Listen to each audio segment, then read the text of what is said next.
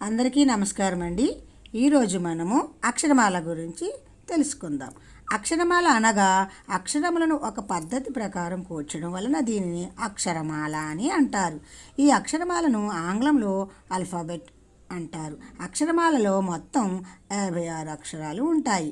ఈ 56 అక్షరాలను 3 భాగాలుగా విభజించారు. అవి 1 అచ్చులు, 2 హల్లులు, 3 ఉభయాక్షరాలు. మొదటి భాగం అచ్చుల గురించి తెలుసుకుందాం.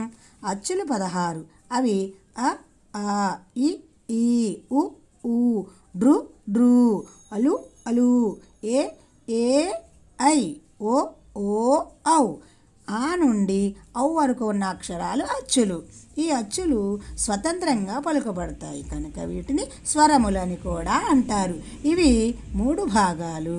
అవి 1 హ్రస్వములు, దీర్ఘములు, ప్లుతములు. హ్రస్వముల గురించి